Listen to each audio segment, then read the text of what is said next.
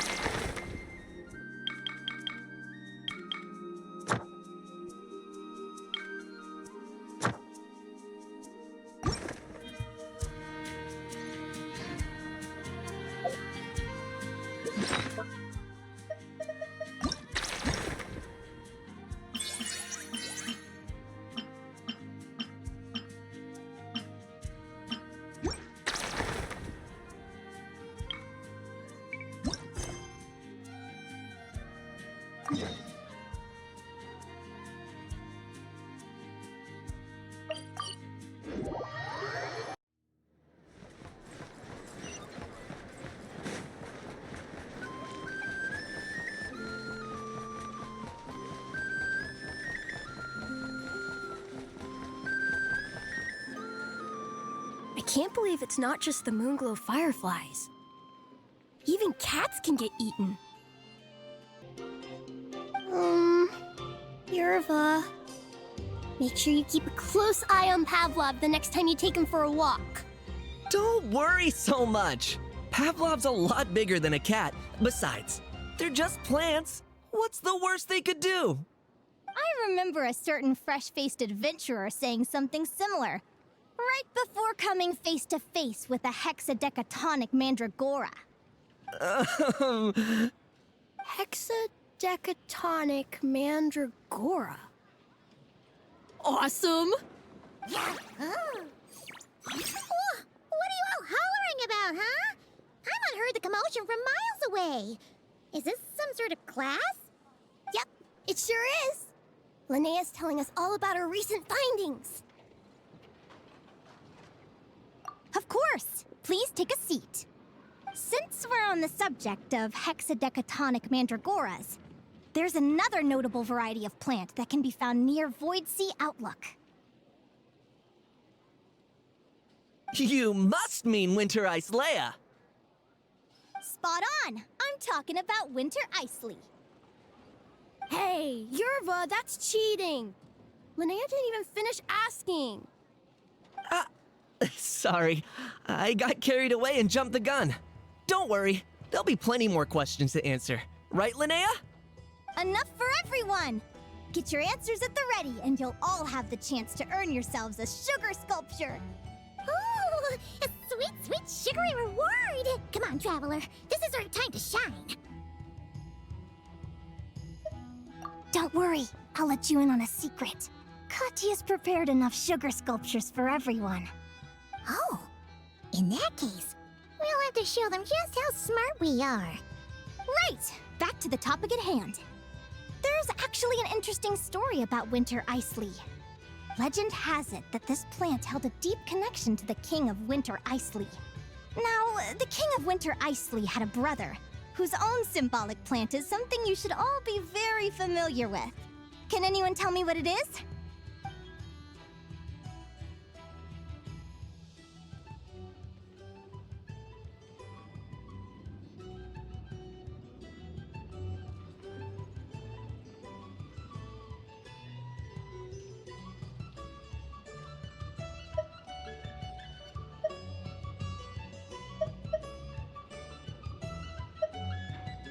Good thinking.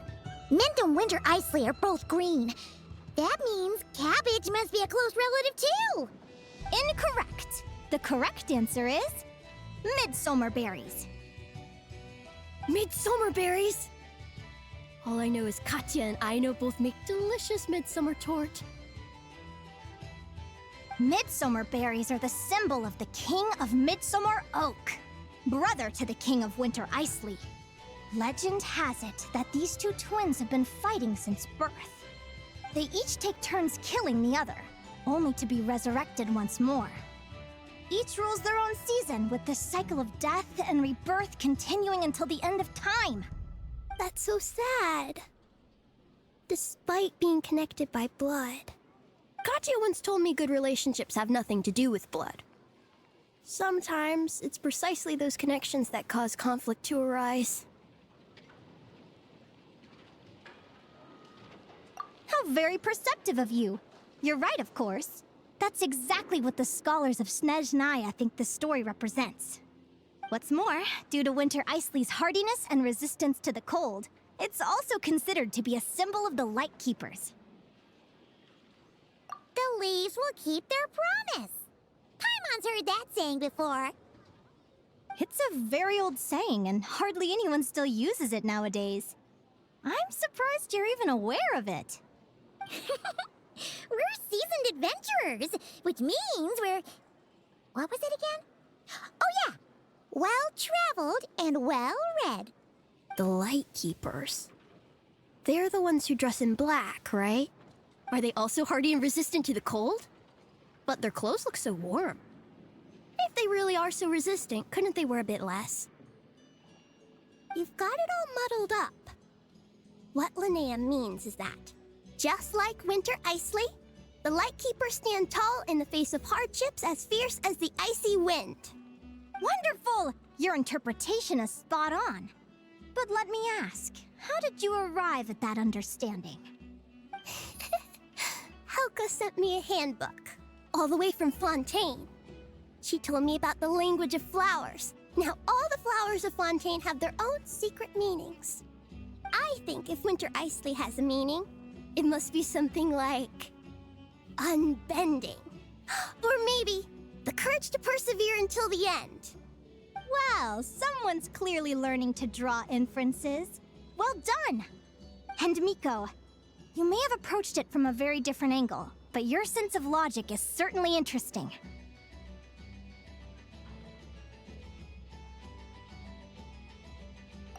Let's see if you two can answer this next one. Ask away! No question's too hard for the traveler. Such confidence! In that case, I'll ask you one of my hardest. Why do nocturnal blossoms come in both red and blue?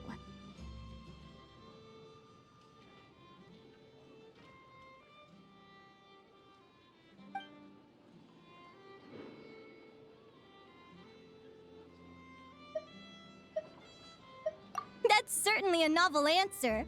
But unfortunately, no. That's incorrect. Alright, so what's the answer?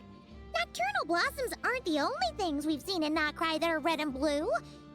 Come to think of it, we've seen red and blue stuff all over the place. If you're asking about the one thing that stands out most about Notcry... Hey! Stop trying to explain everything away with the power of Kuvaki. There's no way the answer's gonna be as obvious as that. You're correct!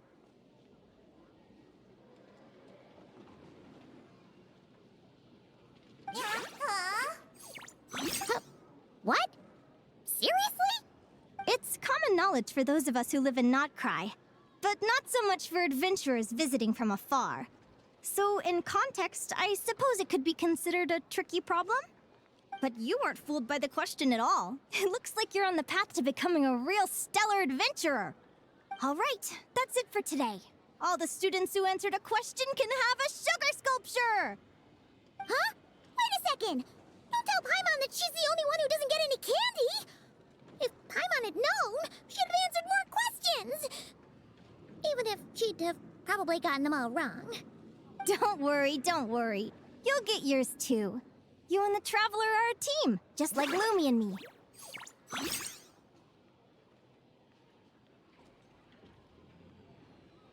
Well, Miss Linnea really is the best teacher ever!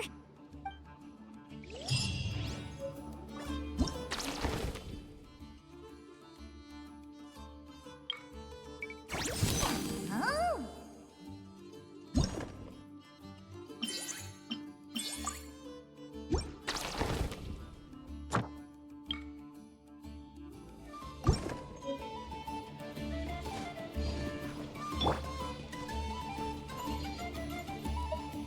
There's another legend that claims the opposing colors of the nocturnal blossom represent two sisters from the Frost Moon Scions. Do they kill each other too? I noticed that lots of stories have siblings who end up killing each other. What's up with that? We're not like that in the Conch Gang. Hey! Let Linnea finish the story, will you? I bet the sisters make up in the end. Right? Otherwise, why would people use the nocturnal blossom with its two flowers joined together to represent them?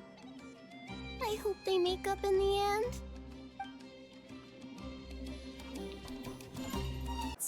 You should always sit down and enjoy a proper meal when you get...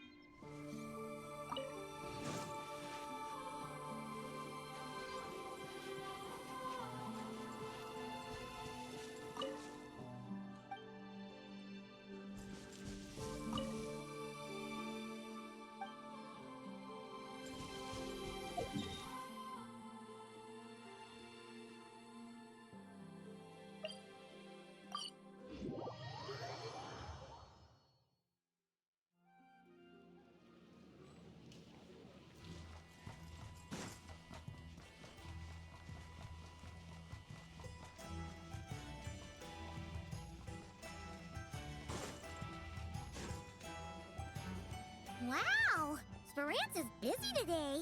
What's everyone chatting about? We're trying to decide what the most beautiful rock in Nodcry is. My vote goes to Moonfall Silver. Since Aoni's not here, I'll go for Icy Pebbles on her behalf. Then I nominate Rainbow Drop Crystals. They come in loads of colors, and you can even make weapons with them. They're way more useful than Moonfall Silver and Icy Pebbles.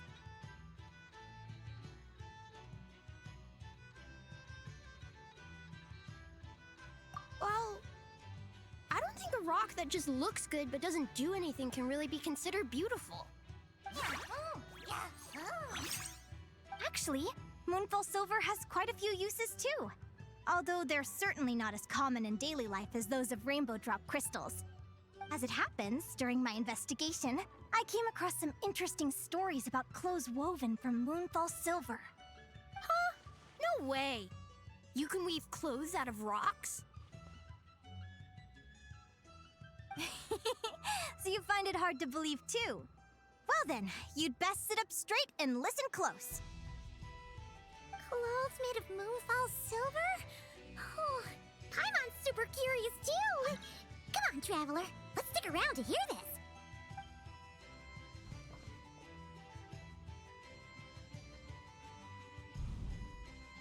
Once upon a time, there was a Fey governor in Nodcry who was obsessed with rare trinkets and had a passion for dressing up. This governor's advisors worked day and night, desperately struggling to find new and exotic clothes for their master. Then one day, a young tailor dressed in black came calling. He claimed to have inherited the mysterious techniques of the Golden Realm, and that he could spin crystals that glow like the silver moon into thread for weaving clothes. The governor was overjoyed. He promised to pay the young man handsomely if he would stay and make him clothes. The young tailor requested a vast quantity of Moonfall Silver be delivered to his workshop, and demanded that no one disturb him while he worked. Naturally, the governor agreed. When the scheduled time arrived, the governor found the workshop completely empty, with neither Moonfall Silver nor any clothing to be seen. Having eagerly anticipated his new clothes, he hurriedly asked, "Where did all the Moonfall Silver go? And where are the clothes you promised?" The young tailor raised his hands, and, as if he were shaking out a piece of fabric, said,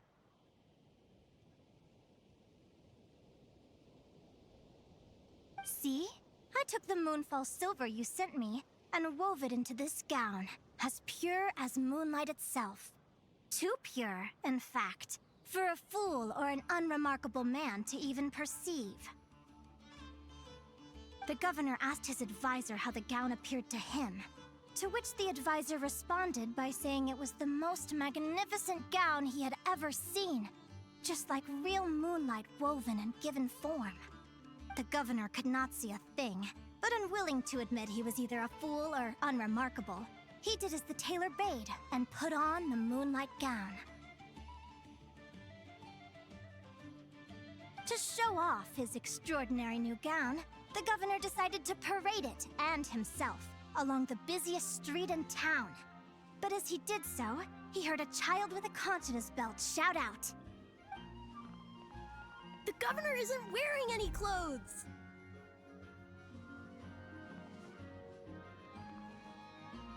"It seems like our Miko has guessed how this story ends." The tailor was a cheat. There are people like that in Nasha Town too. I heard about this one lady from Sumeru who schemed a whole bunch of folks. Good question. According to the story, the young tailor was none other than Reed Miller in disguise. He traded the Moonfall Silver he took from the governor for Mora and gave it to the poor townsfolk. While the governor was parading himself through town, Reed Miller was enjoying the show from a nearby rooftop. He really got around, huh? I've already lost count of the number of stories he's popped up in. But if he was lying about the whole thing, then doesn't that mean there were never any clothes made from Moonfall Silver to begin with? I believe there were, but the art of weaving them has been lost. But the only evidence now surviving in folk stories. The tale of the fisherman and the beast also mentions a moonlight gown. But Nico and Maisie are still too young for that one, so I'm afraid it'll have to wait. Huh? No fair. Huh. You sure know a lot of weird and wonderful stories, Miss Linnea. Indeed! I'm sure you've noticed by now. The world is so vast, with so many secrets yet to discover. Even the things we think we know may well have unfamiliar backstories, like Moonfall Silver. The same goes for Rainbow Drop crystals, in fact. Each region of Teyvat has its own unique minerals, and just like people from different nations have different customs, rocks from different places have their own distinct characteristics too. If you have the patience to listen, you may discover that even silent crystals begin to talk, sharing the stories they have etched into their memories. And not just minerals. Life forms, both ancient and new, are beautiful and unique. This world is filled with stories and mysteries of all shapes and sizes.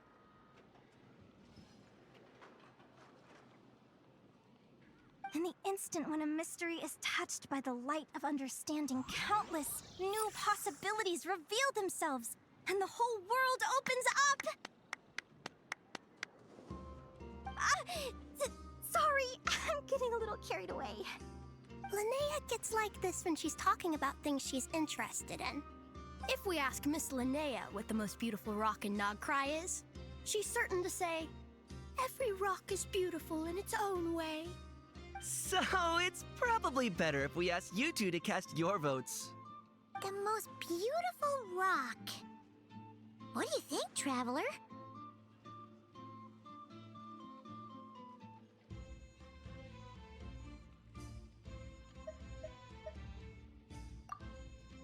Oh. Well, Paimon guesses it does look a bit like a rock. And it sure is pretty. What about you, Linnea?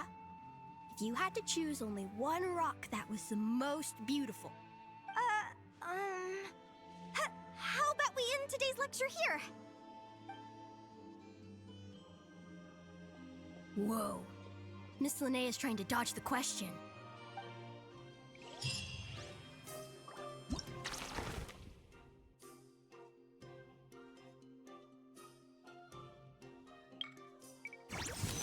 Oh.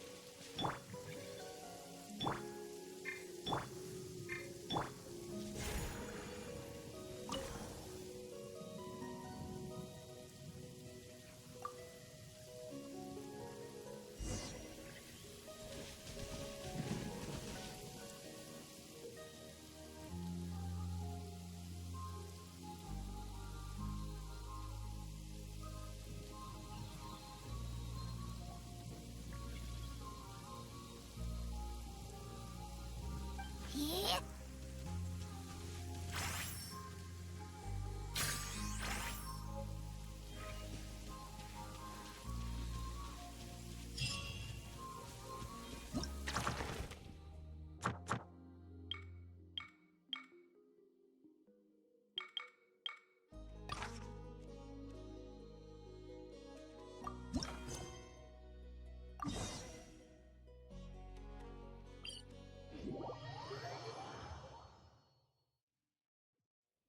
The scent of wet soil. That's the world waking up.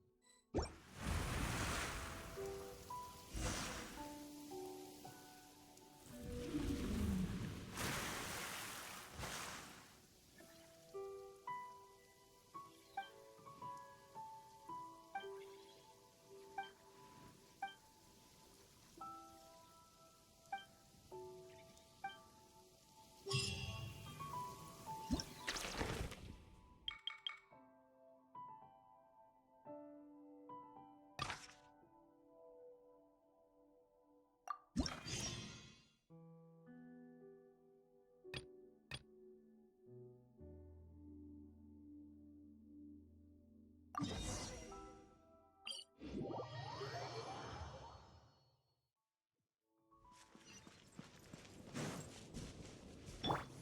to roll!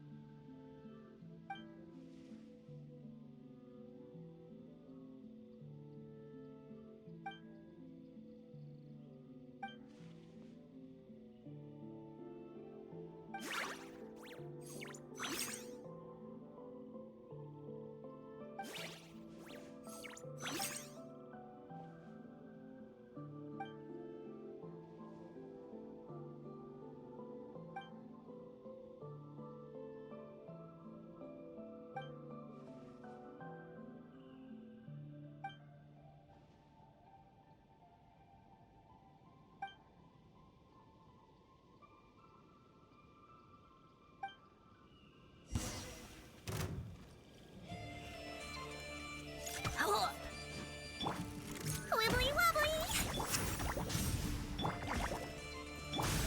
Go, Lumi!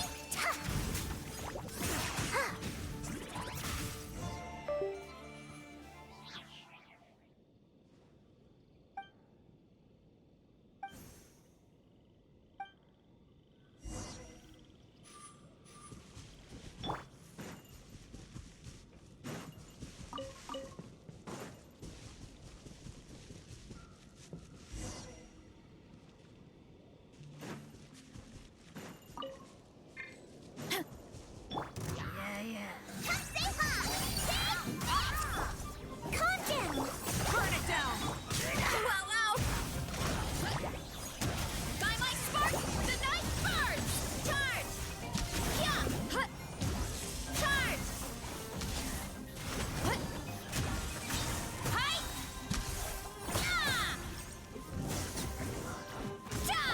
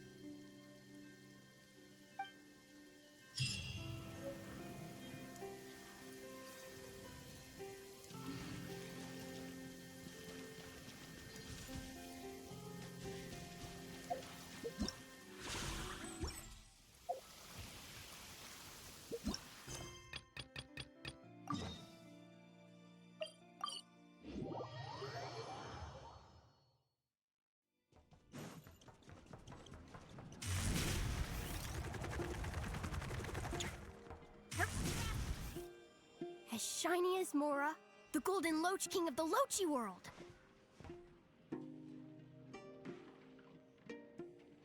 And did Paimon just hear someone say something about gold? You sure did! I discovered this uniquely colored golden loach while exploring up north. It was the only one in the area with such a distinctive color. It's thriving now, and I've had a doctor who knows about animals take a look. The color doesn't seem to be caused by anything pathological. Then why does it look so different? It could be any number of things. Habitat, environment, the character. But if you're asking me to pin it down to one specific reason, I'm afraid I just don't. Why would it? It's such a rare phenomenon, I'm incredibly lucky just to have witnessed it. Being able to document my discovery, draw inferences, and make conjectures is more than enough for me. It's just like a pink frostfin whale.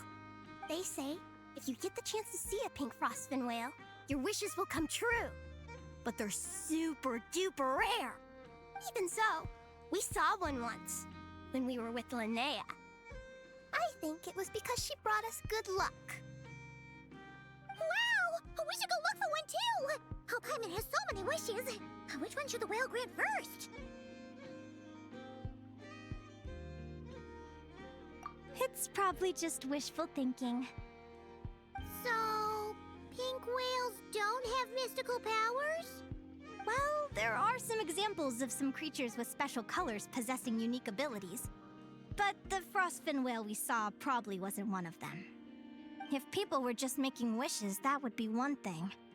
I'm just worried someone might hurt it because they believe those fanciful stories. Huh? Would people really do that? I know this one. Katya told me that some really nasty treasure hunters hunt animals with unusual colors to sell them to collectors. That's right. There was a time when animals from Natland were highly prized on the black market. Live specimens in particular. But bones and furs would also fetch a high price. Some merchants looking to sell their smuggled goods at inflated prices would even go so far as to process and alter them, packaging them as some kind of fantasy product before selling them to customers. There was a case I heard where poachers removed the feet from cuckoosaurs to make them more aesthetically pleasing and easier to transport. Collectors who'd never seen a cuckoosaurus before actually thought they were naturally legless, spending their entire lives soaring through the sky, living off wind and dew, like some kind of marvel of nature. Their reckless pursuit of the exotic only fueled the poachers' wickedness. They created a whole smuggling network born from greed and deceit, causing untold harm and suffering. Yahoo! In a sea of evil deeds, even a relatively minor act, such as dyeing a creature to change its color, is still wrong. So, should we give that silver capybara a bath? Was it also dyed this color by nasty poachers? I don't think that'll be necessary. When I found it, it was taking a soak in a hilly churl's cooking pot. Maybe it thought it was a hot spring? There can't be that many born with fur like that. It's probably why the smugglers took it. Paimon can totally imagine what it must have looked like in that cooking pot. Right?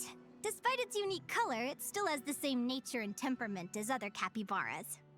Come to think of it, we caught a white weasel thief once before, too. The Mora thief! What happened to it in the end? We let it go. Hopefully it's learned its lesson and won't go near any more Fatui research facilities. Unlike our capybara friend, its change in color must be an acquired trait. Perhaps a result of being exposed to such high concentrations of Kuvaki. That makes sense. When Paimon thinks about it like that, it seems being unique isn't always a good thing. Just thinking about how some creatures might suffer because they're different, or that the only reason they're different is that something bad happened to make them that way. It might sound a little selfish, but if Lumi wasn't such a special little Jack Frost, we might never have become partners to begin with. Yahoo! Yahoo! So, it's not always a bad thing either? If being different brought the two of you together, then of course it's a good thing. I remember Helka mentioning a saying from Liyue in one of her letters. Something about blessings and misfortune. Every misfortune conceals a blessing, and every blessing hides misfortune. That's the one. By the way, Miss Linnea, you're being awfully quiet. Where's all that teacher energy gone? I never thought I'd see the day when you'd be calling me out, Miko. Well, you were once part of the Conch King too, Miss Linnea. Anyway, why don't we just drop all this deep stuff for today? And you can tell us about the Volkodlok.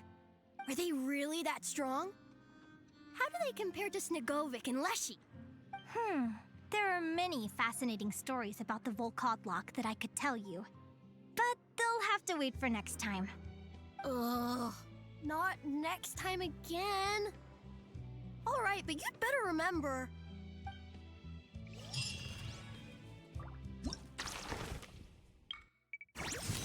Oh!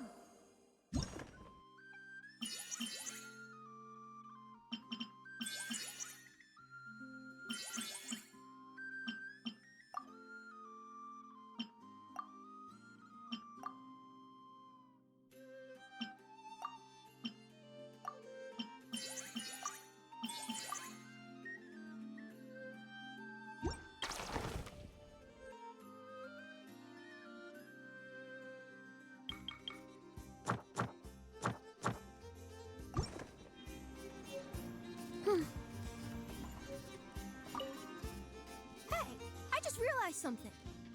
You all went to see that Frostfin whale without me. You were the one who overslept! Huh? In that case, make sure to wake me up next time.